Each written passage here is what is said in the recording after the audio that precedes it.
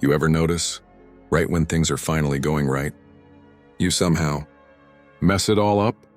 The relationship is going well, and then you pick a fight, the diet is working, and suddenly you're eating an entire pizza at 2 a.m.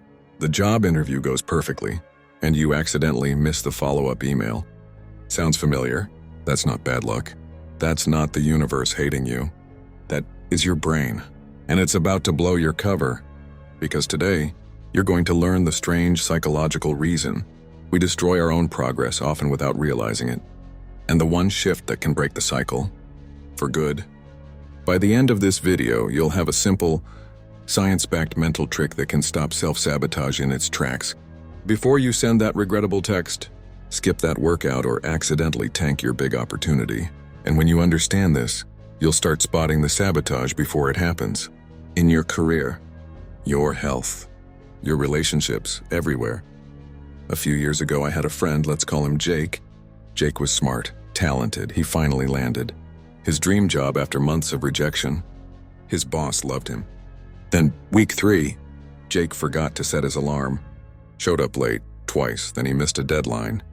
Then he sent me a text, "I think they're going to fire me." And they did.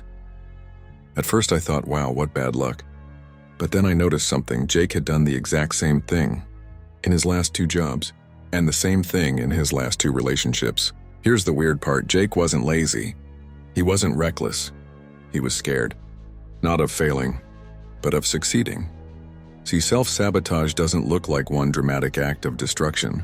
It's death by 1,000 tiny cuts, tiny choices that in the moment seem harmless, but add up to disaster.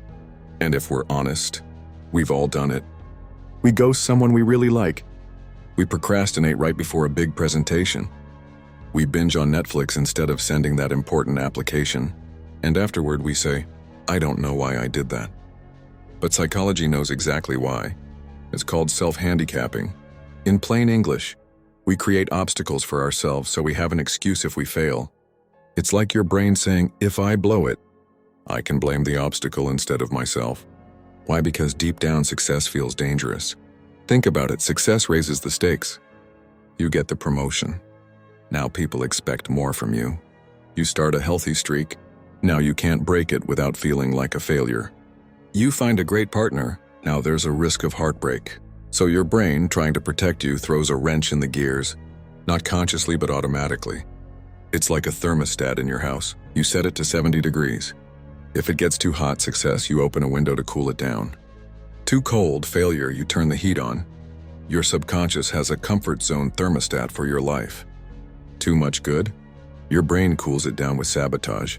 Here's the catch. Most people think they need more willpower to stop sabotaging themselves. But willpower is useless here, because the problem isn't discipline, it's identity.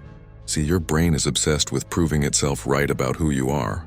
If, deep down, you believe you're the kind of person who always messes things up, then when life starts going too well, your brain says, hold on, this doesn't match who we are. And it will drag you back to the level you secretly believe you deserve. That's why lottery winners often go broke. Why dieters regain the weight. Why people leave relationships that are too good to be true. It's not the situation. It's the story they're telling themselves. And here's the plot twist. Change the story and the sabotage stops. So here's your one mental trick to stop self-sabotage before it starts. Name your new normal. Step 1, catch yourself in the act. When you notice you're about to delay, avoid, or destroy something that's going well, pause.